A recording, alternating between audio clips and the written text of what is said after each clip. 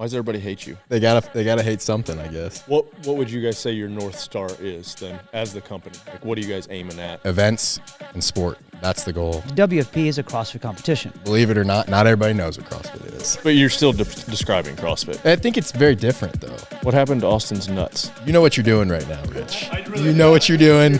I can answer that question. You want to show me the Mayhem program, and I'll show you WFP? Show you They're mine. pretty if you close. Show me yours. Just let me be in the room when you guys are showing each other. Are we You guys rolling? get any power outages Rolling. up here? No. We didn't. Nashville's Did you? wrecked. My house was Yours fine, fine. but Where are you at in Nashville? Nolensville. Oh, okay. Just south. The South. That's where the like higher end people live, though. That's all so right. they keep them. Power lines are keep the underground. Power lines. Power lines yeah, underground. Power lines. Dude, That's cool. I like power that. lines underground makes a huge difference of appearance of a city.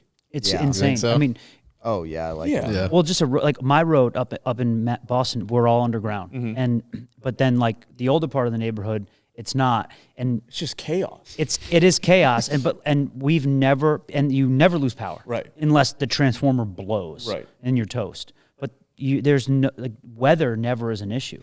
Yeah. Yeah, you see some of these cities and you don't really realize it, and then you go down Jefferson in Cookeville and look up.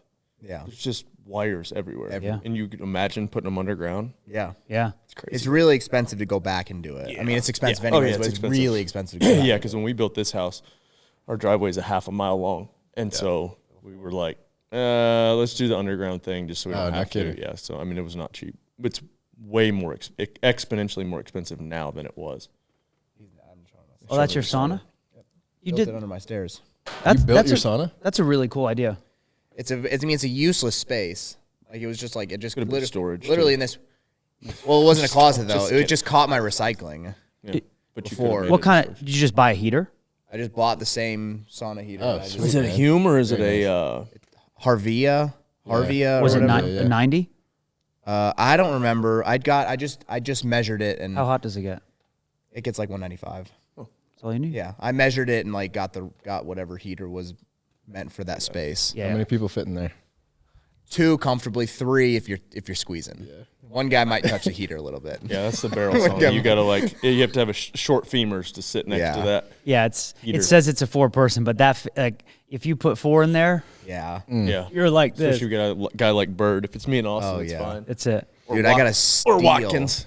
I got a steal on that lumber. My buddy was from Jamestown, and he knew the guy who owns the lumber yard there. And he's like, normally you would want like whatever the nicest lumber is. Like I don't know if it's like whatever the top tier of the lumber is. He's like, normally you want that if you're going to build something nice. He's like, but I have this second tier. He's like, I'll give it to you for half off because some of it may not be able to use. So I still have like leftover cedar wood I have a pile of it in my garage. Put it in your closet. I know. Actually, we need to do that here for the hunting room. Yeah. You saw Brian's. Yeah. It's nice. Yeah, It's we really should do that to this room right here. That would be sweet. Yeah, we I get would this like that place a lot. up. It smells so good. Yeah, it keeps away the moths. Yeah. Moths. You got your sauna up and going? Not yet. Almost there. You got it. I gotta build it the next. Sauna? Yeah, I got a Sisu. Yeah. Yeah. Pete came and hooked it up. Do you sauna every day? Yeah. Yeah, me too. Got a barrel. Yep. Yeah, I start out 25 minutes in the morning. I'm a night Probably guy. sound like a broken Oh, record. really? Yeah. If I had the time, if I could with family, I'd probably go nighttime. But my morning, I get up 30 minutes earlier, and it's 25 minutes in the sauna, 3 minutes in the cold, and it like good start to the day, Yeah, ready to go. it is. And then 5 minutes in the shower, warming back up. But or else you're cold all day. I can't warm back up after the cold plunge. I cannot do it. I just shiver for hours. You know what's wrong with me? I will be shivering. There's a lot wrong. Yeah, I was with gonna you. say yeah. Go I'll be ahead. shivering this morning. Shivering. I'm sweating out of my armpits a lot. Like Oh yeah, I'm the same way. pouring water. out of Same my armpits. time? Yes. Shivering cold. Where? Water. What? Where are you Under his shivering? heater. Like I'm shivering in my like. That's why I didn't turn the space heater on. This is what go back to the basement. That's why I didn't have a space heater on because I'm like, well, I'm cold, but I'm already sweating. So why do I need to make myself hotter? Like I don't know what to do. I'm the with my same way, body. man. I could be freezing, and then my armpits will start to sweat, and it'll like if I'm not wearing a shirt or something, like it'll start dripping down my arm. Drips and yeah, and It's like disgusting. the worst is in the summertime when it drips down like into your shorts, and then your shorts get salty. You know what I'm I've talking not had about? that one. No, How do you know your You'll know. shorts There'll are be like salty? you can see it. You see like the salt, like the white on I your don't hips. That's a lot, man. Most of the time, I don't get the salt I don't get lines and stuff. It's because you're a good sweater. Your body is a very proficient sweater. Efficient. Sometimes Efficient. no, you're proficient. You're not sweating out a lot of your salt. You're holding on to your salt. That's good. Hang on. CF level 17 is. I think the word was theory. efficient. I'm just wondering when you became an expert on hydration and salt. I do have like a little. I don't want to start any drama within the cruise. I'll wait. I'll wait till off camera when I'll say why. Do people sweat out different ratios of salt? Is that why tested? Well, I know you can do a sweat test. I just thought you sweat more or sweat less, and it has an exact amount of salt in it. No, it's you're a more efficient sweater. You said proficient. You know how screwed I am because You said efficient. They're kind of the same though. Proficient just means you're better at it. Yeah, But efficient. efficient would also kind of mean that though. Well, It kind of would work. Efficient right? means you can get the same amount of work done with less effort. Which is also true for him. There's subtle differences, but Subtle I think differences, both would yeah. work. But they both kind of work. But he's a very proficient sweater. I sweat a lot, and I get the salt lines, Yeah. so it's so a big problem. You're a sweaty guy, and you're not as fit as him. He's a sweaty guy, and he's fitter than you. That's why he's. So does your sweat proficiency have to do with your fitness level? I think a little bit, yeah. Not Maybe totally. your sweat efficiency. Also, That's right. it's also not. It's also like I think it's What does Grok say?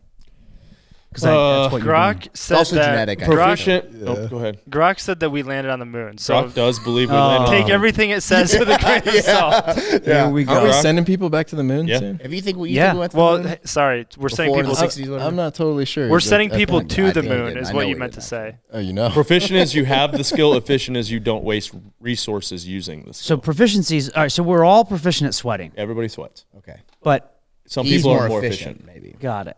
Yeah, Grok says we went to the moon. And I support that. Yeah, I support that too. Because you're an American. I brought it up to Madison last night. It's so funny we were talking about this. I brought it up to Madison last night. She goes, "Absolutely not. We definitely did." Like she's so convinced. Yeah, exactly. I know. Like anyone I am with too. The anyone, Soviets tracked us there, and if anybody wanted to disprove it, they would be the ones that wanted to disprove it. That's a really good point. That's the only argument. And you look, yeah, that's valid. they tracked us there with the I same can't say technology anything. I that can't say anything broadcasted from publicly the that moon. I want I'm to not say getting to into that. this again because this is ridiculous. This is Different than you've already said publicly. No, I can't say this. Oh, Can't say this one. that's where your line is. Whatever. Huh? Whatever. He's got a line. Well, no. all right. We've got a guest here. First question: why does everybody hate you? Yeah. How did you become public enemy number one? They gotta hate something, I guess. Dude, everybody hates everybody. Yeah. Yeah. Yeah. I don't know. When I did don't it know. all start? Will, back us up. Yeah, goodness gracious. Why does everybody hate us? Well, they got to hate something, just like Yeah. I said. I mean, they hated CrossFit before we popped up. So. Yeah, that's true. Yeah, man, I think when you guys launched or said you were launching kind of post games 2024, Like October. right? Yeah. And so everybody immediately thought, but you guys had kind of a plan to launch previous to anything Yeah. that happened at the games. Totally. Yeah. So we were going to open a gym in Nashville and run Good Life, which was a nonprofit, and run an event out of there, and then run an event out of Costa Rica, where Good Life's also building a gym. And that just kind of evolved when all the unrest from the games and athletes didn't know if the games were going to be going on. A lot of affiliates were unaffiliating, all that type of stuff. And the team came together and was just kind of like, well, maybe we can just shift the business plan from being a brick and mortar sports performance facility with a couple lower level events, maybe like semifinal level, into a full season and try to serve the athletes and the community in a way that we didn't know was going to exist or not. So it originally wasn't going to be what it is now. Right. And you just guys kind of saw the writing on the wall or whatever with what happened in 24. I keep in my years of, or the older I get, the more kids I have, the more I'm crossed up. So, yeah, man, I think, and then I think from then on, it was just a turbulent time back then. And, I think, everybody needed a target. And I think there was just this big split in the community at that point. None of them even say, I think it was just a muddy time. Why are you looking at me? I don't know. What do you like? I Because you were still competing at that point. For me, it was like a little bit different time for me because. Hey, hang on. These guys are way darn. What I'm doing is not really. Oh yeah, that's true. Team athletes don't count. No, I'm just saying. Like I'm not. I can't. I don't have a horse in the race. I'm not. I've never been. You guys have been better than me still are. So I don't really.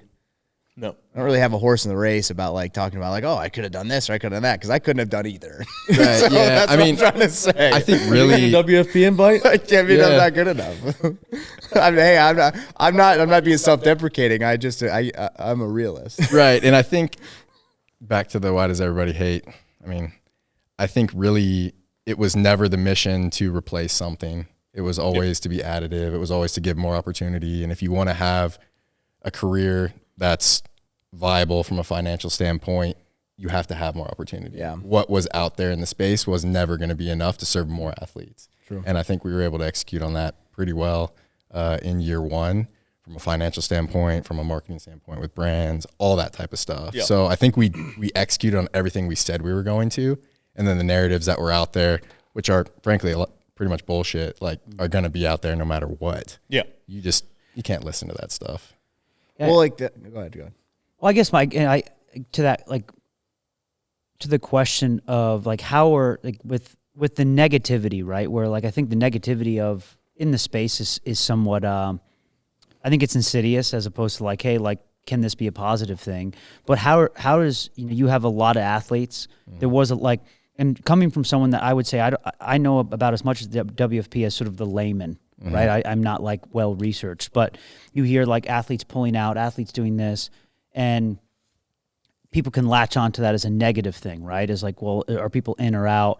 What does it look like internally at the WFP where you're hearing like, is it healthy? Is it good? Is it like, because from the outside looking in, I don't know that answer. The culture within the company. No, not necessarily the culture. I wouldn't even say the company culture, but like the competition. I mean, right. Stuff got spun up about the classic and all these athletes declining, but then our roster's pretty much full on the men's side.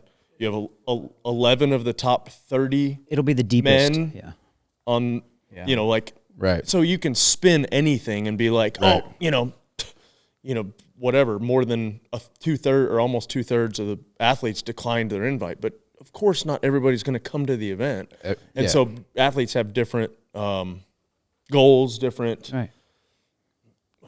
reasons for competing, right. Passion, like what are they chasing? Exactly. People decline WFP contracts because they thought they could win the games. Right. And I talked to all those athletes and I'm fully behind them. Like, that's fine. Right. Who am I to tell you what you're passionate about? But I think from like my standpoint and what the company thinks about, like, look, there's a small group of people that I have to care about what they say. And they got my back and I got theirs. And that's how we have a North Star for the company. And you can't listen to what all this other stuff is saying because it doesn't matter. Right. They don't know. They're not on the inside. We just got to focus on the North Star and like execute on that. And I think for me and like understanding, look, to get fulfillment in my job, and you guys are probably all the same way, you have to have that North Star. And as long as I'm focused on that and answer to the people that I trust, then I'm cool. And I think that the company's growing. Everybody we work with is happy. We can't serve every single athlete at every single tour event. Right. It's impossible. Just in any sport. Like, how many golfers show up to every tour? How many triathletes show up to every Ironman? Like, you just can't do it. Right. So what would you guys say your North Star is then as the company? Like, what are you guys aiming at? I think it's sport. I think it's really, I've said it a few times, like, how do we become the F1 of fitness? Like events and sport. That's the goal. I'm director of sport. Me and Jason kind of run the show over there. And that's the North Star. That's your North Star, yeah.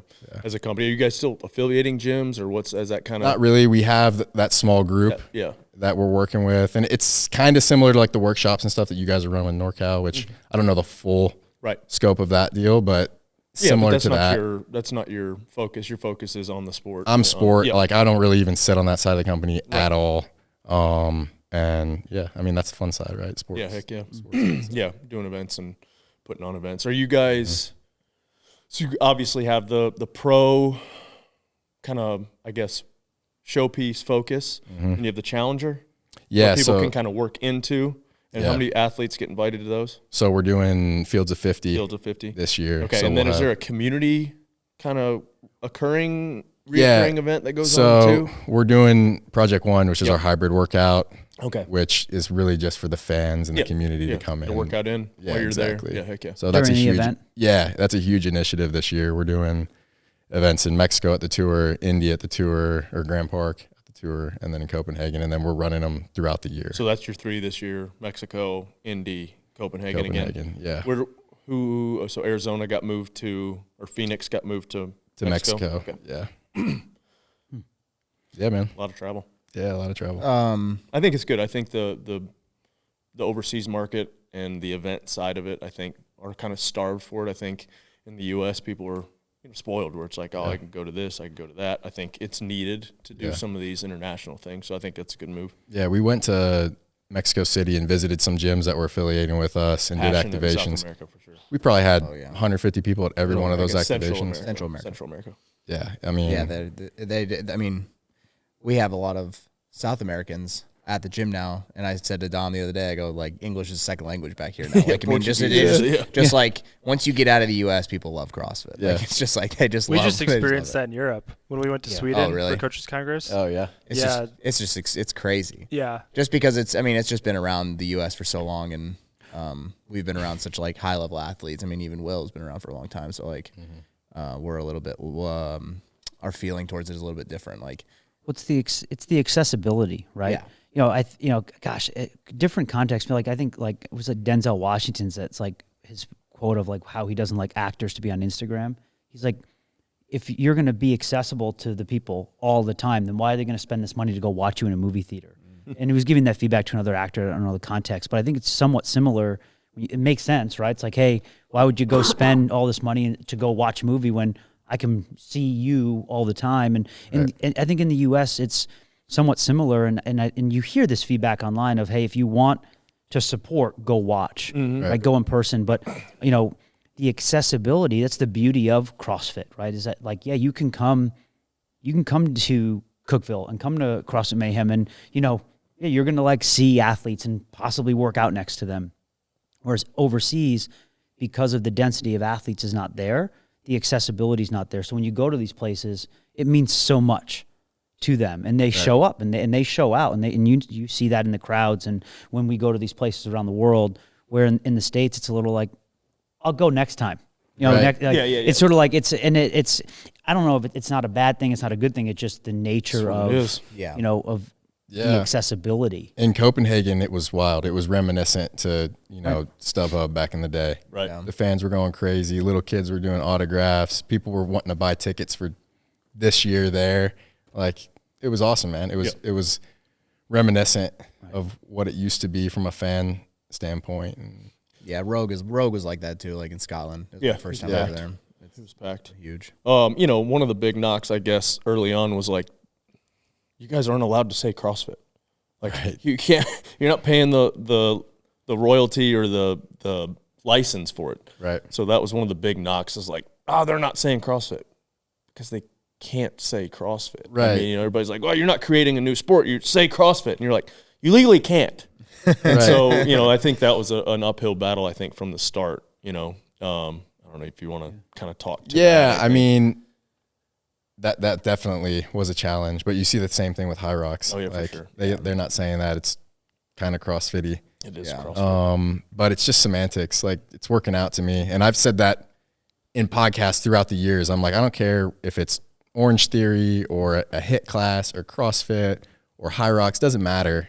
It's just fitness. Mm-hmm. And when you're talking about the sport specifically, that gets a little bit then you get more cloudy. But let's just play, like, if there was no legal bullshit, right? Like, what would you want it to look like with CrossFit? How would you articulate that if you were to not have any legal bounds? What would that relationship look like with CrossFit?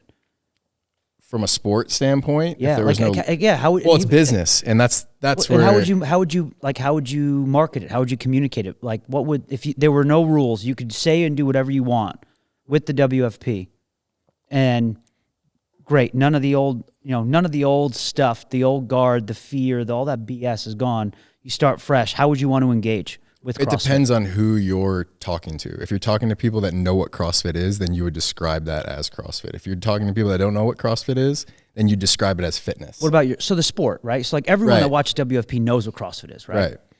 So how would you want that relationship with CrossFit to be? I mean, I think how it is right now, it's pretty fine. Like I've talked to people there before throughout the year and stuff. I'm talking about like the name though. Like, would you want to like say like, hey, like, would you like? Would I say, hey, this is CrossFit? This is a CrossFit competition. We're doing CrossFit. Depends on who I'm talking to. Because I talk to people all around the world. I'm in airports all the time, and they're like, "Oh, what do you do?" Yeah. And if you say, "Hey, you know what CrossFit is?" and they say no, then you got to say, "Oh, it's kind of like weightlifting, triathlon, gymnastics in a sport." Like that's the way I articulate it. But if I'm talking to you guys, it's different. So that's how I navigate conversations and kind of talk about WFP because. Believe it or not everybody knows what CrossFit is. But you're still describing CrossFit. Right, yeah, totally. So. Right. But if you don't know what CrossFit is, then like how do you can't describe something. Like I can't say, hey, it's just CrossFit. Right. To someone that doesn't know what it is. Yeah. Well, and I guess I'm thinking more theoretical, right? In the sense of would you want the WFP to be licensed? Like in the sense of like, so you could say, hey. To use the word and stuff like that. Like for you to be able to articulate, because right now you are bound, right? Where like, you know, you literally can't use it, say it at all because those are the rules. Right. But in a perfect world, I would assume, and this is where I'd love to know where you guys are at of like, it should be super symbiotic, right? And to your point, if because all the athletes are CrossFit athletes. Right. We're serving the same. It's the same community. I mean, WFP doesn't exist without CrossFit. Of course. Right? Like that's just because of the nature of the beast there. But it doesn't mean it needs to be combative. It can be additive, right? So what does that look like? How does that work in the sense of, hey, like we're a CrossFit competition or, you know, we're an evolution of the CrossFit Games. How would you articulate if you had free reign of utilizing that word, that mark in a way that now you just fully have to stay away from? Yeah, I think you'd have to have a conversation with HQ and assume you don't have but this is all like it's theoretical. It's just smoke and mirrors. I mean, but we're living in a world of smoke and mirrors. Yeah, I think we'd have to come to terms with CrossFit and see how we wanted to do that. And I think if you want to talk about sport, then there would have to be some type of marrying together of the seasons. Otherwise, we're just an adjacent sport. Mm-hmm. And it's like Live and PGA. Aren't they the same now, though? Well, yeah. You know what I mean? Like, Didn't it happen with the AFL? I actually think, wouldn't it be, I don't know. I don't know the answer to that. I'm just playing with like what you're saying. Like, are you saying in a world like, what if it was, even if it was licensed with CrossFit, if it was adjacent to the whole season, it kind of had. It was like the. I think essentially what he's getting season. at is how cool would it be that you had a Triple Crown, you had Rogue, you had the games, you had maybe a WFP event, and they all were kind of like there's a season. Because what does suck, and I will say, the games is awesome, the Rogue is awesome, what you guys are doing is great. It's like what sucks from an athlete perspective, and I know everybody online wants to be like, well, if you do 3 or 4 events, then everybody won't try and, you know, whatever, in X event or Y event.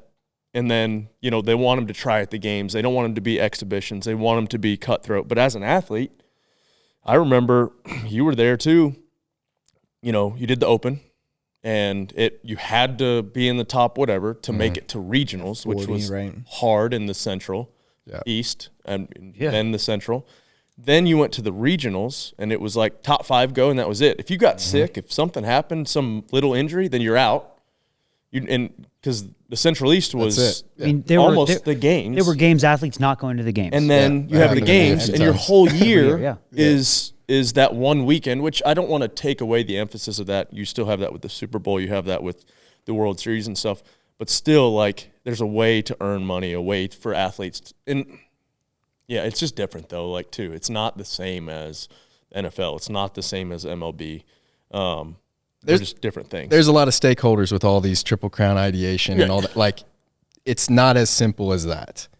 They're all separate businesses. Right. There's a lot of people that have to answer. Like if there's people within those companies that we mentioned that want to do it, there's people above them that might not want to. Right. WFP is a little more Unless nimble. You knew everybody at the top of all those, and maybe you could all get to come together. Yeah, sure. Even then. So I think there's been a lot of conversations around that, and It just hasn't come together yet. I'm not going to say that's never going to happen. Right. Yeah. I think, and I think when I see the negativity, a lot of it is because, like you said, there's unknown, but also where I believe that people just want to, like, if you could just cut through the BS, right? Where the WFP is a CrossFit competition. It is, right? But right now it is, whether we articulate that way or not, it is competitive to the other seasons, to the game season, right? And I think it's very different, though.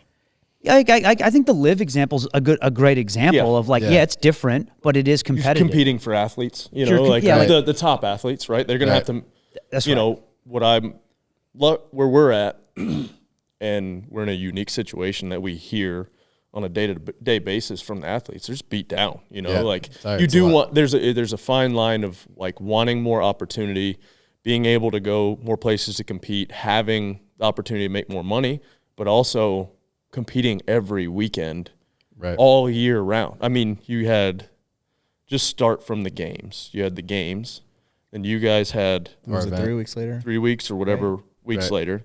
Then you had Rogue. No, Tier SoCal. What? The Wadapalooza SoCal happened. It was like a month September. later, 3 weeks, month later. Yeah, I don't even know what that is, but. And then the best part is he really doesn't know. Rogue was like 5 weeks. And then Rogue, I guess Wadapalooza. And then us. Yeah, and then you guys in Copenhagen. Yeah, well, it was a lot. Yeah, it was. And so it was definitely then that was in end of October. What? The Rogue, and then you guys were in December.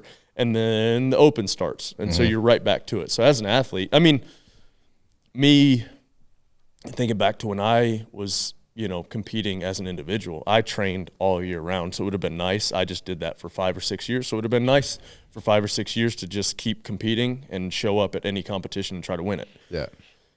If you're trying to extend your longevity in the sport, that's not possible. You just can't do it. You can't. Yeah. I mean, some athletes can. Some athletes and some can't. And that's every sport. Right. And I think it's not my job to tell athletes how much they can compete and how much they should compete or what their sponsors want them to do. And there's a lot of tug. It's not just like, okay, if WFP's season product and financial stability and the offerings is probably the best in the space, that doesn't always turn the light green for athletes to do it because of contracts and where their bonuses are, where their heart is. There's a few athletes that financially it is probably more important to do the games because if they win it, they're going to win $300K or whatever. Yeah. That number of athletes is very, very small. And I'd say that for everyone else, it's probably more viable to do WFP from a professional athlete standpoint. Stability, longevity.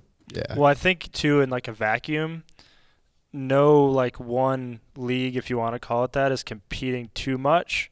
No, but it's all when together. everyone tries to do everything. So like them doing 3 competitions in a vacuum is not a problem for anybody. The CrossFit game season really isn't too much for anybody. Right. It's when you try to combine all of it, plus do Rogue, plus do Wadapalooza SoCal. But at what point are you detracting from each other when if you could all come together and figure something out, that it would be better for the whole sport and Which everybody. Going back to what Austin was saying, yes.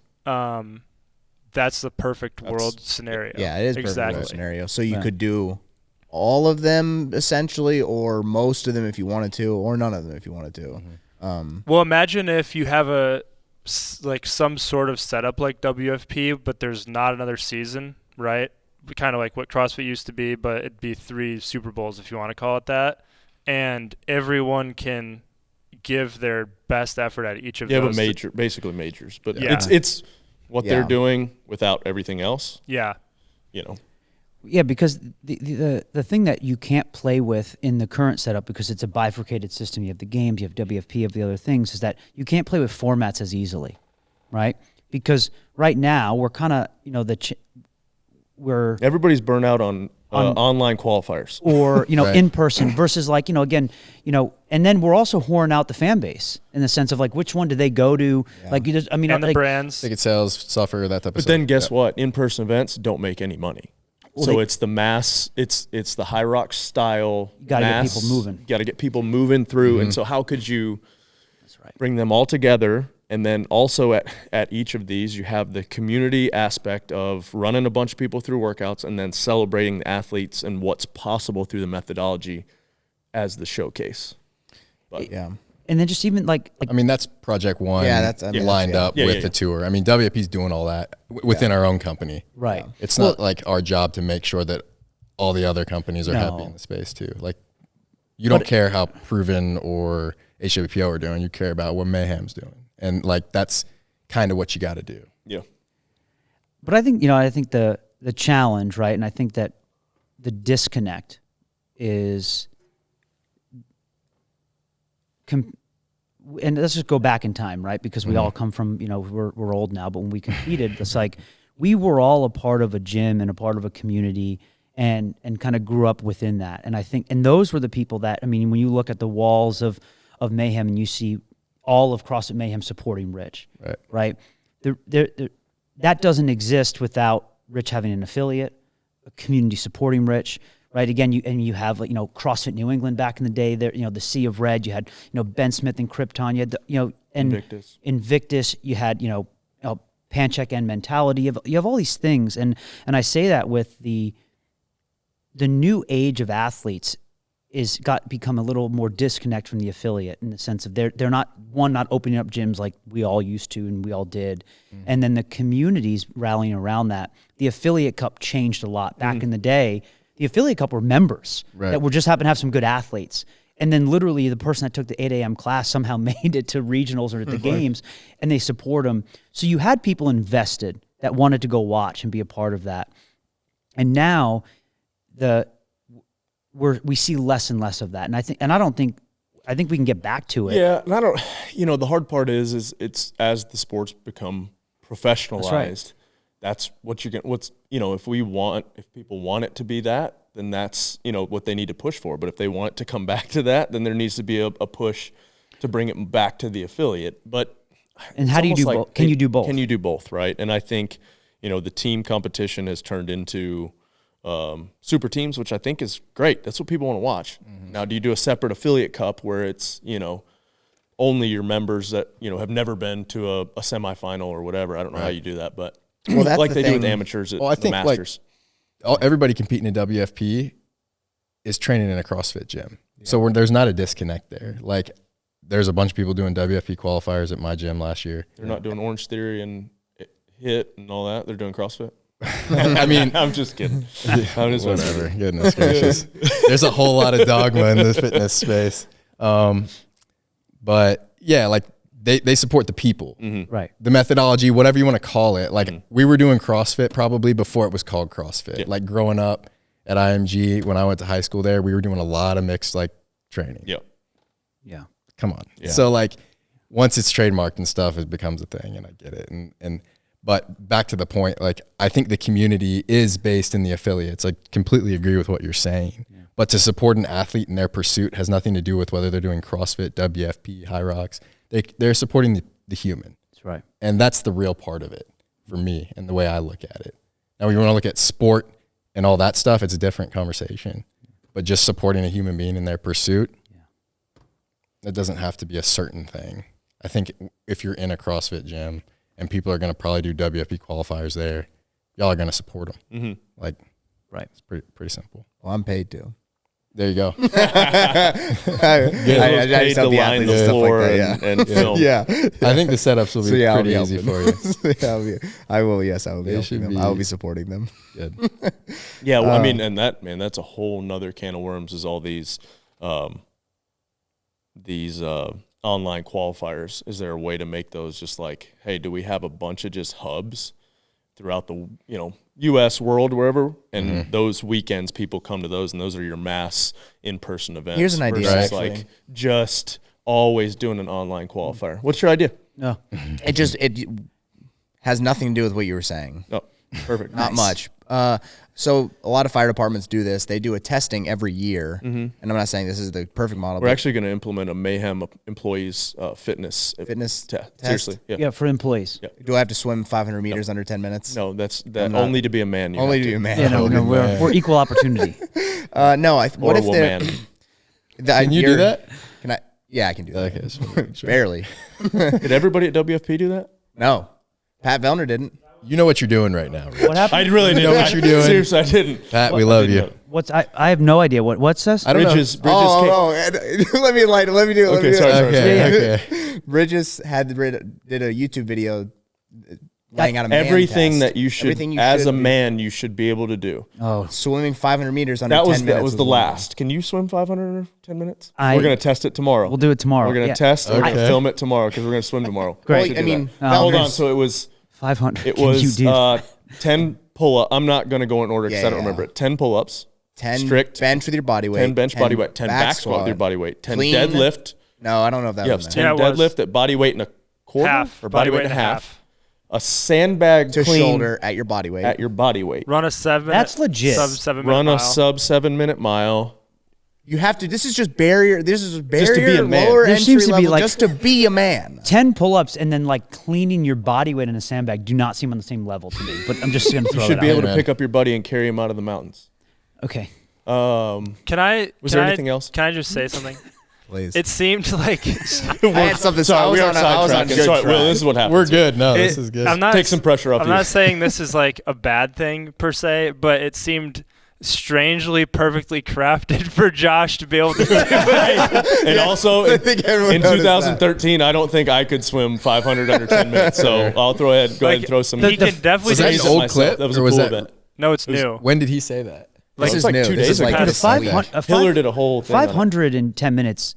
Good. That's fast. No, No, it's an EMOM. It's an EMOM 50. You can do on the 50s minute. on the minute, bro. Come on. Yes, you can. Get yes. rest. I did it the other day at 40 seconds. We can. Yeah, but I'm We're saying talking we're- about sorry, entry yes, level. yes, I agree. We're men but The now. 7-minute mile, however, you know, like, But like, yeah. saying be able to do 10 strict pull-ups and then swim 500 meters in 10 minutes. Again, the Skewed a little. it seems a little skewed. I want to. Well, why is the bench and the back Anyways. squat the same weight for the same reps? Anyway, Yeah. the point is that Vellner's not a great swimmer. Everyone knows that. He didn't swim the 500-meter test under 10 minutes, so everyone's like saying, "Oh, Josh Bridges, are you saying Pat Vellner's not a man? Like he's one of the best athletes in the world. Right. He's not even a man." That's the catch. Oh, Does that mean he can compete on the women's side for Yeah. the WFP He should, this yeah. year? I based on wish I Bridges? knew because Hiller kind of did a rebuttal. He did like a man his own test, test, whater yeah. test, and the Superman test. And it was like 100 cals on the Echo bike under 5 minutes. That's tough. Um, Hard. shoot. See if you can look. Oh no, never mind. I screenshotted it because I wanted to. So, anyways, while See you if I look could- at I don't- I that, thought the all man these- test was going up and down on the parallel bars. All right, here you go. Oh yeah, up Remember by that up one? one. So hard. Yeah. 15. Okay, so here you go. It's a 100-calorie Echo bike under 5 minutes. that's Could not you do that? easy. Yeah, it's not easy though. 15 overhead squats at 1.25 body weight. What? You did that. I did that. It's heinous. Run a 5K under 20 minutes. It's fast. That's legit. 20 unbroken bar muscle ups. Easy. This is the Superman test? Yeah. Yeah, 25 rounds of Cindy. that's hard. That's hard. But You if said you you could kip could it, kip, if yeah. you could kip it, fine. Still not easy though. 30 clean and jerks at 155 under 2 minutes. That's hard. This 40 unbroken handstand push-ups. They don't have to be I strict. can't do that. okay, so Oh, just okay. And then a cervical spine sub compression. 8-minute 500 swim. Okay. I think I could do. think I could all but maybe barely one or make two of it. these. I don't think I could do the 5K. I don't want to. So, anyways, I'm getting real good at that 8.5 what I was minute saying, mile pace. Yeah, we're crushing the LSD, long slow distance. Yeah. Are you doing the Ironman too? Yes, doing the Ironman. Yeah, survival. What if we had? Well, and I'll just pause. I'll give. I have empathy for Vellner and his Yeah. 500-meter swim because I don't know if I can do it, but I'll try. Just throw that That's out gonna there. be so good. Yeah. So what if there were? I mean, this would have to play into your perfect scenario where it's all together somewhat. If you had like these check-ins, these online qualifier check-ins, like every 6 months or every 3 months, whatever, that was just like the pool you pulled from, and you had the program is like say, okay, well, Rich is going to do it this time, and then okay, WFP is going to do it this time, and okay, well, Proven's going to make it this time, so the biases wouldn't be there. The way to do it would be to unify like our Tour 1 qualifier Yeah. and the And the open. quarterfinals Yeah, or something like that. Yes. And then it takes the strain from off the of that. so- That, that would be the most simple that's way kind of of doing that's it kind and of what unifying I the was thinking when you seasons. said that. But all of that type of stuff comes back to legalities Yeah. and that type of stuff. So like I said, there's a whole lot of stakeholders that have to make decisions to make Yeah. these things come to fruition. It's not as simple as people think. That one But- does seem more simple than the whole thing. If we all just said, hey, this is going to be the online pool, just pull from it. That one Right. seems a little bit more possible than like it all working together to say, hey, well, everyone hates doing online qualifiers, but they have to be done. So like, let's just say we'll do them every 6 months. You pay 2 different entry fees if you want to be on the WFP leaderboard or the quarterfinal. Like it's pretty simple. Man, I just think it'd be so cool to get, depending on your country size or region size, whatever you did, but you had like, you know, within 2 hours of where you're at. And sectionals, like a sectional that you just ran people through. The workouts were like, you don't have to church them up.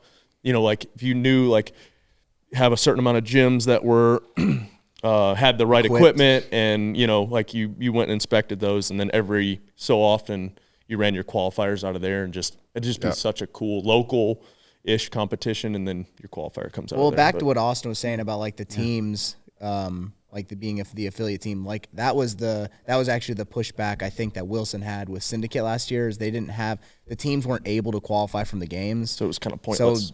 So like not a lot of teams showed up, but they invited and got some there, and this year it is, which will help bring teams there, and like that's like his ticket seller, because like most teams are coming from like an hour or two, if we're 4 on a team, we're probably each going to bring 2 people with us, maybe more. Right. Yeah, if you coach classes and stuff. Well, and also like they're like, you know, and the demographics a little older. You might have kids, like so.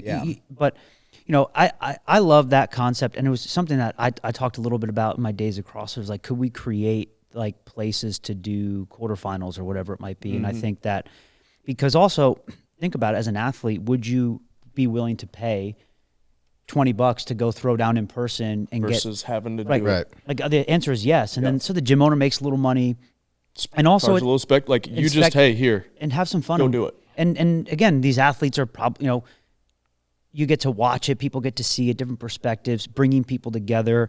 I mean, it is what like sectionals were back in the day, where I mean, not every athlete's going to be amazing, but it's still, but also there's still a fraction of the community that works out in their garage or on their own. It's a great way to pull people out of there, wherever they are, into the community. Yeah, it's grassroots again. Connect and with I think people. That's important. Mm-hmm. But so I love that concept, and it's a way to, you know, I'm like, and I don't know the logistics behind that. Could be a nightmare. Well, I mean, it's a nightmare, but but luckily enough, we get to kind of do, at least at Mayhem, we get to kind of do that with quarterfinals, because a lot of our like satellite athletes will come in just to be with the group to do it, and I mean, it's a nightmare running it, but it's also really fun. Like, everyone knows how online qualifiers go. It's a nightmare, but it's also really fun. Like it's equally over, both it's at the same fun. time. Yeah. Like it's fun because fun because you're screaming at somebody to like PR their clean and jerk or something. But it's also a nightmare when like you're judging 4 or 5 people in a row. But I think there's pluses and minuses to both of it. Like it's cool and also a little bit of a headache, but not nearly as bad as running an online qualifier every 3 weeks or something like that we did last year. Yeah. I don't know. Well, you got Good WFP's February 18th, so yeah, thank you. Get your tape. Board. Yep. How many days do they have to do that? 6. The 18th to 25th, maybe a little bit longer. I'd have to pull up the dates. And then the open starts right after that, right? Yeah. What speaking of like this season, what did you guys learn from year 1 to year 2 that you're gonna implement this year? Like what was like, oh crap, we need to do that, we don't need to do that? Because I'm sure there was, like, all the events looked like they ran really well, the broadcast was great, but I'm sure there's a big learning curve still for doing that stuff. Yeah, I think the biggest thing was just internal and like how you communicate with different members of the team. I think from the outside looking in, we did a pretty good job, but just refining like the way I communicate with whatever members on the team and making sure that efficiencies as far as athlete check-in, athlete brief, that type of stuff can always be a little cleaner. But by and large, I think we did a good job. I mean, we did 3 events in 8 months. I mean, that's wild. That's unheard of, and especially at the level that we executed them at. So people gotta like remember that was a very small amount of time that we were able to execute 3 world-class events, and that's never been done in the space before by one unified company. So yeah, there was a lot of stuff we learned, but I'm proud of the team. Like, it was pretty stressful. There was a lot of eyes on us, a lot of high expectations, and we were still able to do a pretty good job. So I think most of it was internal. I think communication with the athletes and the coaches and things like that can always be a little bit better. Even the agents, this year we've worked with them a little bit more. So what happened to Austin's nuts? Yeah. So I can answer that question. Yeah. So the athletes would go out and adjust the GHDs, and the guy who went before him, we'll leave his name. He who shall not be named. I guess adjusted it and pulled it on top of the pin. He got lucky, and it never came and it out. never came off on him. And then our team with the med ball sitting on it, our team just kind of watches, and they didn't like shake on it, or maybe they just had a little false sense of security. So it was our equipment team definitely that just didn't false check or false safe it or whatever. Right. So yeah, that wasn't good. That was on us. I mean, 100%. We refined that in the finals. Didn't happen at the finals. So little things like that. I mean, what a nightmare. Like, it's still the video. Stuff happens. Yeah, exactly. Austin handled it like a champ. Yeah, he handled it like a champ. Honestly, we probably could have done a little bit better on how we gave him a penalty and things like that. It was pretty forgiving. Yeah. But little things like that too. I mean, our review process was really good. We're probably the only event in the space that actually gives a fair chance and a fair then look. What did happen with that bike erg? I've never seen that happen. What bike erg? That was on concept too. Okay.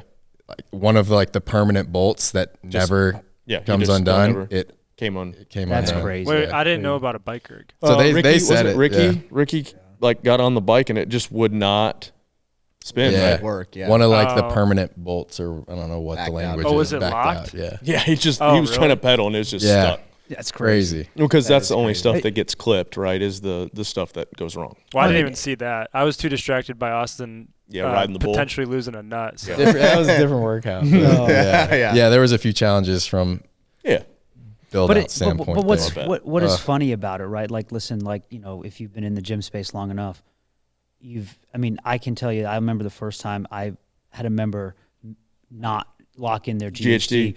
And they flipped out backwards, Right.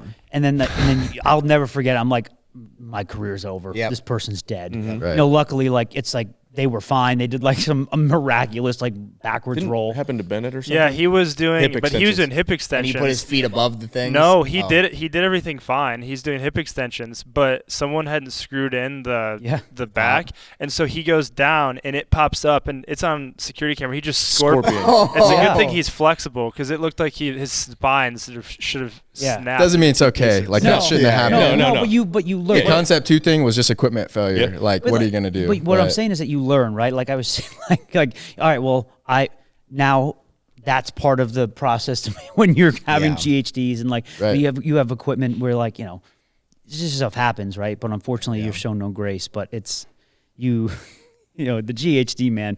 You learn so quick. You're like, oh my God, it looks so bad, and that was not good. Yeah, but I wouldn't. There's probably not a gym where that hasn't happened, right? Oh, yeah. As an accident, you're like, oh no. We did have the no put your feet in and just straight out on a hip extension. Hip extension, you put them above. You're like, I feel the pad on my shins. You put them, and then you go down. Nothing grabs you. Yep. Devastating. I've seen it.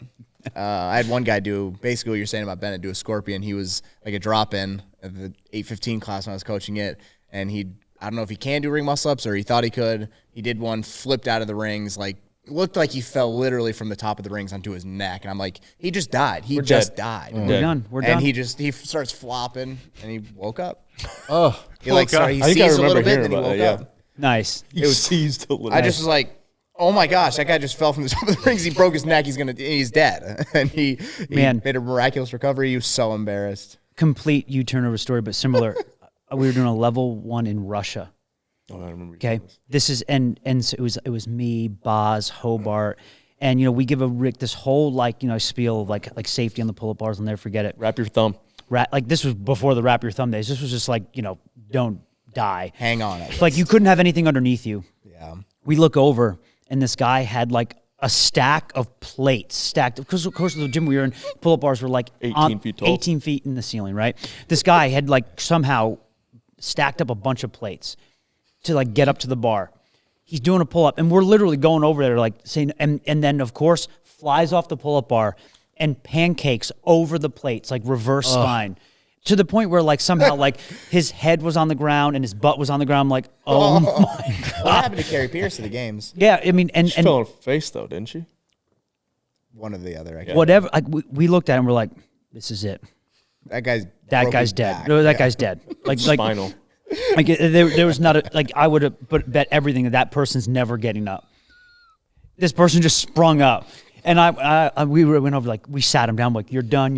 Like he was like fighting us to continue. Yeah. He's like, I must work out, right? Like we're like, no man, like what we just saw, like this was a miracle. You're alive. Oh man, we to this day I'll never forget it, but. That was insane. I'll never forget that. And like you said, just pop up, and he was pissed. Mm-hmm. Yeah. He's like, I'm pretty sure. Like he stayed till we left to finish the workout. Like you know, like when we when you turn the lights off, he's in there doing pull-ups again. Finishing the workout. It's like, this is my workout. Yeah. Okay, I do have one question about like what was the. I mean, I'm guessing you guys asked like some feedback from the athletes, or possibly like after the season. And you mentioned like some athletes can't handle the amount of competition. Some athletes can. Like the one that comes to mind is like Sprague. Like he's just resilient. Right. Like he can handle a lot. And Roman. And Roman too. He's really resilient. Loves to compete. Loves to make money. Loves to make money. That that'll draw him in. That'll draw that guy in. What was like the response from them of how it went, like doing both seasons, like from the athletes that were doing both and like also had Rogue and those other things? Were they like, thanks for the opportunity, man, but like this is too much for me, and that's why the athletes that didn't sign. Either So what percentage didn't sign, if you don't mind, or do you? I'd say we're at like probably we have 70%, 30 didn't, roughly. Yeah.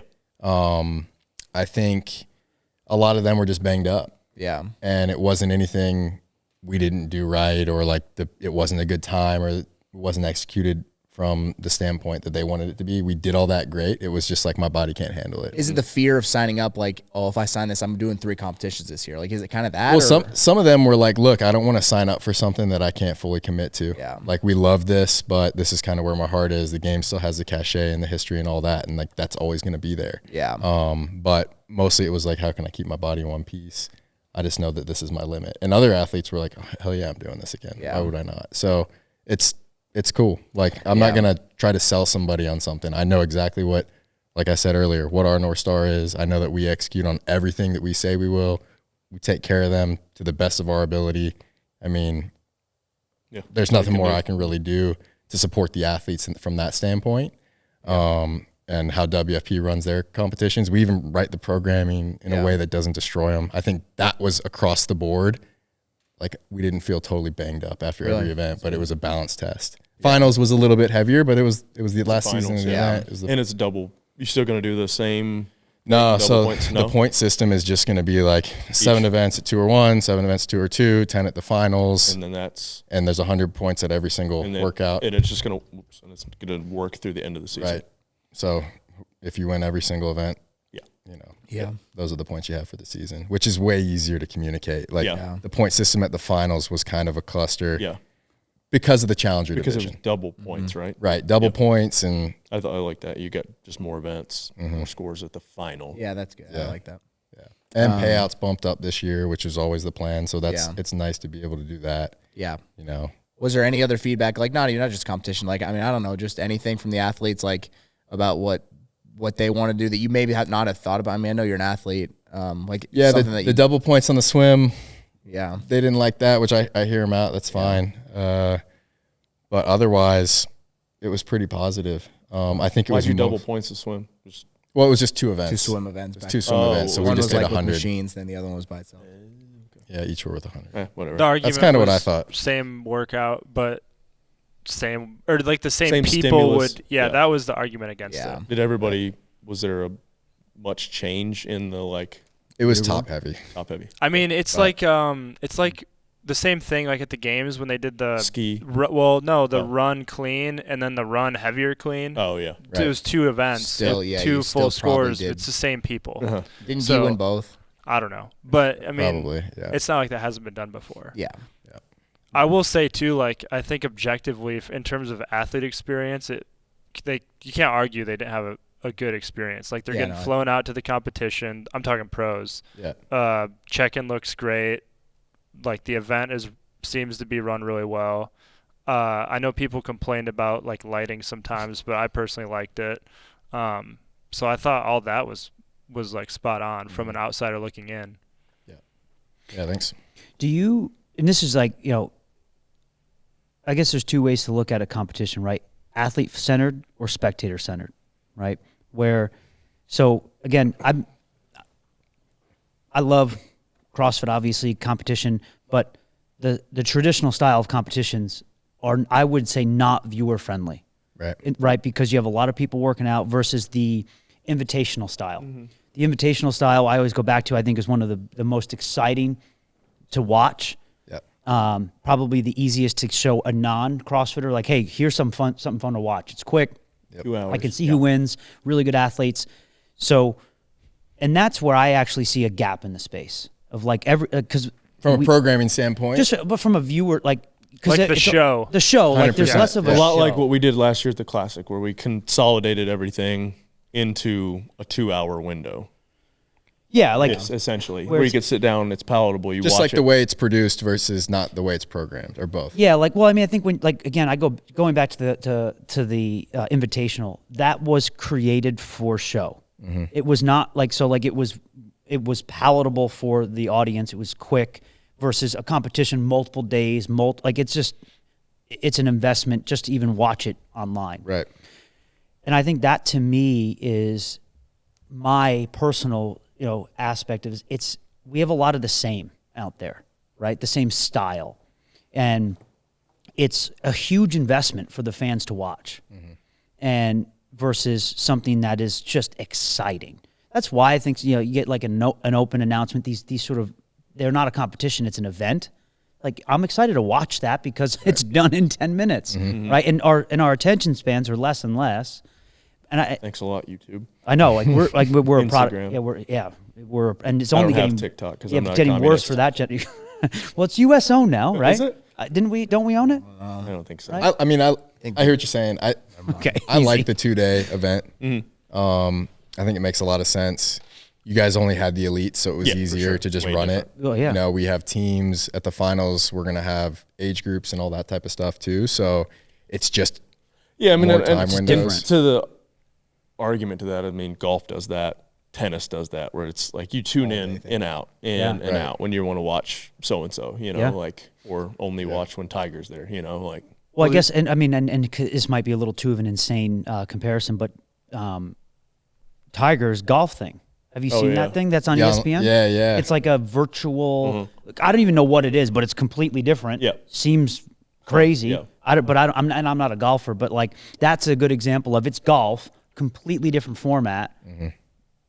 Is and when we think about the space as a whole, I think that's an area of opportunity. If everyone were able to work together in a sense of, hey, you guys run this style. Hey, let's run this style. Yeah. Hey, let's do this. That could be cool. And for the you want to show me the Mayhem program, and I'll show you WFP. Show you They're mine. pretty if you close. Show me yours.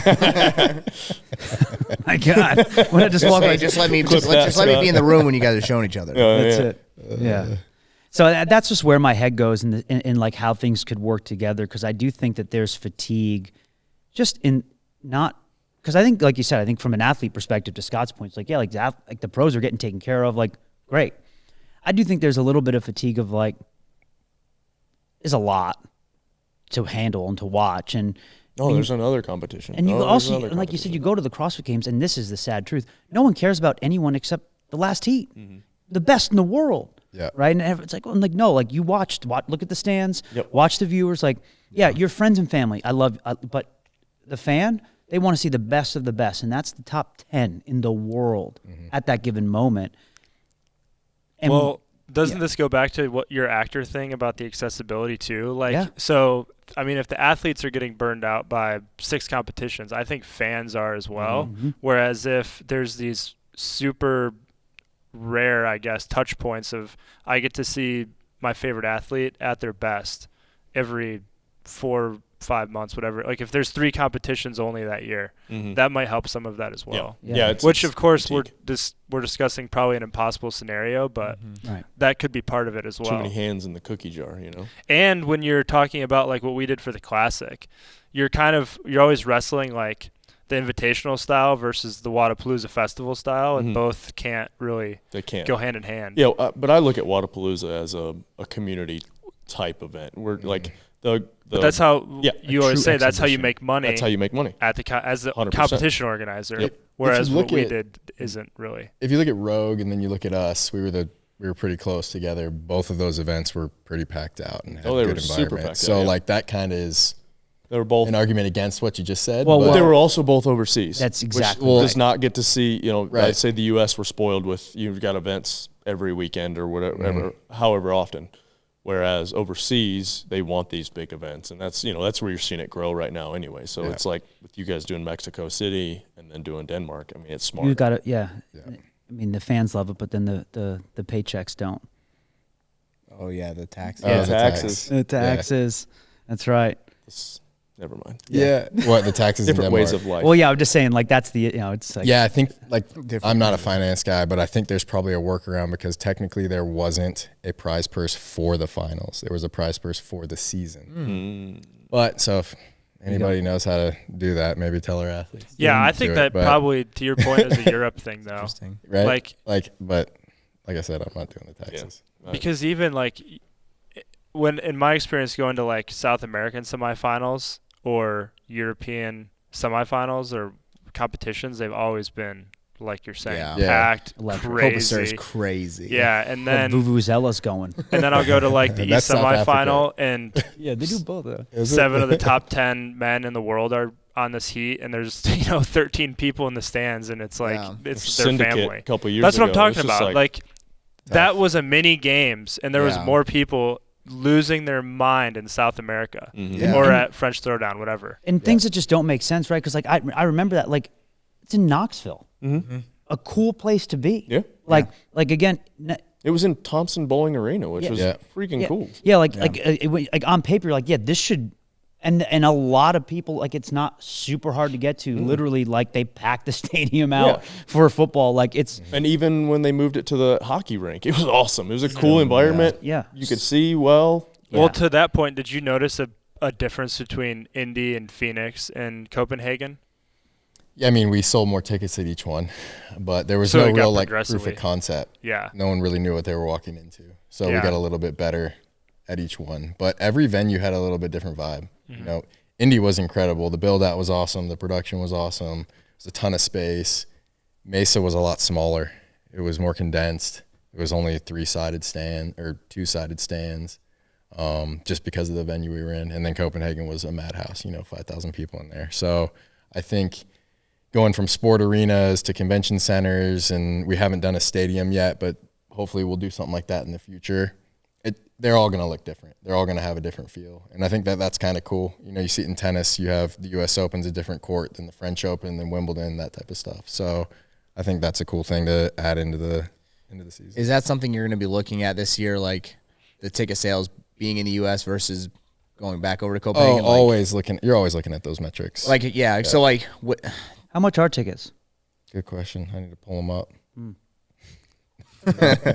Did that? Good question. I need to pull them up. Like, I think Sport, kind of like not what- events. Oh, sorry. Sport. I don't blame them. Is that kind of what you were getting at, Scott? Like, is that the reason Tickets are for on the sale. Mexico City move instead of like Phoenix? Like, Yeah. maybe you saw like Copenhagen's like, oh, that's crazy. Like I mean, it is easy. Like, we know, and we've never ran an event in South America or Central America, so we know that, like, oh, you're gonna sell more tickets there. Like, was it just an obvious choice, or is that kind of a thought of like, we think this will work, and we're kind of just gonna see, and then compare that to last year? You talk to your partners too, and what markets they're trying to sell their products in. And I think that's what a smart business does, right? Yeah. Your partners, you want to see where they want to go as well, and where they see growth. So Mexico City, Latin America is definitely a place where fitness is exploding. Europe's going crazy as well, and then Grand Park in Indiana is taking really good care of us, right? And you wanted something in the States, so that's kind of why we landed back there.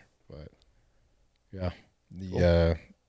It's you need to have some repeated venues too, so you're not doing a ton of site visits and all that. I mean, I was home less than I was on the road last year, so I'm grateful to not have to be looking at venues every other weekend. Things like that. I bet. You got anything you want to announce here? Yeah, qualifier February 18th. Sign up, qualifier for teams and the indies for And Mexico that's City. to get a challenger card? Yeah, that's to qualify to compete with the pros or to be on a team and compete with 8 teams of 4. in Ben Mexico said he's City. doing every qualifier. Like of everything, everywhere, or WFPs? No, sorry, every WFP qualifier. Oh. There's Ben? a little teaser. There's 4 events, 1 2-parter. So there you go. I don't know if this is like Ben being Ben. He will do all the qualifiers. He did the rogue thing last year. But he has in his head he could get a pro card. Ben's a sneaky fit. Yeah. He has like a screw loose to allow him to do things that are just unfathomable. Yeah.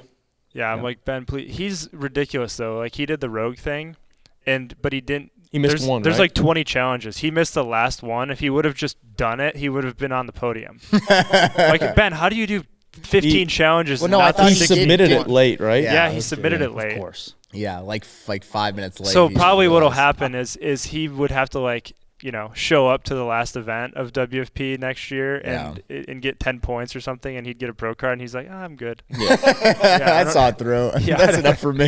Yeah, it's so Ben.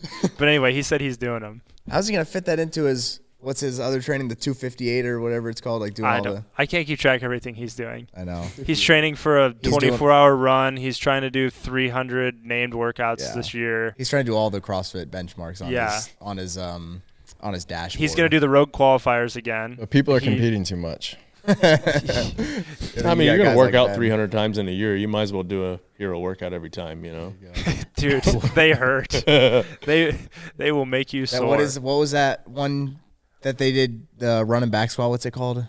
Mannion, right? Manion's awful. 429, 27 back squats at 135. Your back's just like. How many rounds? 7 or 10, right? 7 or 9. Whatever it is, it never ends. I mean, yeah. Whatever the math. Hang on. You do whatever the math works out. It's 210 back squats, I believe. And shuffles in between. Oh yeah, yeah. They were like your feet are barely coming up. When I saw them doing it, they could have a full conversation with it because their heart rate was. Your so lower low back is torched. Yeah, you Sounds do like that GHD deadlift workout we did the other day. That it was one. never ending. Oh, what's that? 9 rounds, 18 GHD, 9 deadlifts at 275. It's just you did that too? spin cycle. I did it. I like that. I did it in the morning. awful. Yeah, because I was like, I'll do that. I got halfway through. I was like, I should not have started this workout. Yeah, it was a class. The class version was 12 GHDs, 6 deadlifts. And it was based off a compete workout that we wrote, threw it on the board. Like, yeah, that'd be a good little. I think we said it as a finisher, right? No, that's a workout. Session. We needed a 4-time workout. Yeah. It's like, and so I knew it was coming up on compete, and then they were doing it at I did the 2 o'clock class the other day. So I'm like, hey, let's do this, and it was awful. And then he follows. That had to have been a nightmare for you. It was just all GHDs. All GHDs. For Well, that's what it was. It was just GHDs, 10 seconds of rest. It was 170 seconds of rest. rest. 100. I mean, and I was doing it at my house in the morning. So I deadlift. I can't be loud. So I deadlift on a Dahlinger mat from a depth, and I stand on a plate, which is normal for everybody else. Yeah, and then I kind of have to set it down slowly, right? So my deadlifts are actually a little harder in the morning because I can't wake up the boss. Yeah. And bosses. That's right. So, but yeah, it was basically just 172 GHD sit-ups for time. Yeah. I figured for you. Yeah. I'll give that one a run. That's it. And whatever we did, and it's funny because we were, I think lunges on Monday, man. And if you don't lunge once a week, it's just it's debilitating, devastating. And then I got one for you. Total bar workout. Are you sore? Dude, which one was it? I was saying this morning, my upper back is really sore from holding the holding bag 185 for 5 minutes in the front rack. Yeah, tell him the workout, Angelo. 6 sets, 20 toes to bar, 100. Oh, and the sandbag carry, 120-foot sandbag carry with a 200. Yep. 60-foot front rack walking lunge with 185. What? Rest 1-to-1. Why? I did a workout just anymore. No. I did a workout just like that before the games. I remember doing with Sam. I would do it with a 150 and then maybe 135. We got maybe got like dumbbells, into farmer. Yeah. We got like into round 4 or 5, and Sam said, "This is too much. Why are we doing this?" And then we did it all though. But imagine if you did that rest 2 minutes, and that was my reality. Why'd you rest 2 minutes? Because that was his 1-to-1. No, that wasn't 1-to-1. That was. I'm saying that was the other person. Oh no, I was truly going. I would have gone 1-to-1 with myself, but I didn't want to get like 4 rounds behind Haley. So you just try to keep up with her. Yeah, and Dodds did back rack with 135 and a 150 as pound it bag, should I think. probably be. Yeah, seems like a rational movement. The 4th or 5th set coming back on the lunge because we did 30-foot increments. I got to the bottom. I failed. Yeah, I failed the lunge. You're just stuck. I've never failed a lunge in my life. I dumped it forward. I looked around to see if anyone saw me. See that? Rolled my bar back. Nobody saw it. Yeah. Well, to be fair, like it's like Did you drop it every 15 feet? That's a every heavy. That's a 30 feet. Every 30. Yeah. Yeah, Sorry, yeah. it's for Haley. It's never hard enough. She probably would have done 8 sets if I would have rode 8. She smashed that workout. I'm sure. Yeah. Well, Wednesday's like she's supposed to heavy lunge, so I was like, well, We heavy front squatted the day before too. That was not planned. Well, that was not planned by me at Yeah. all. These are redundancies, coach. Yeah, sorry, that was not planned. You know it wasn't. no, but I was happy. Yeah. It was a good thing to do. Yeah. But yeah, Like, together not was for me. hard. It wasn't good for me. All right. Anything else for Will? Took it Yeah. like champ. That was great. All right.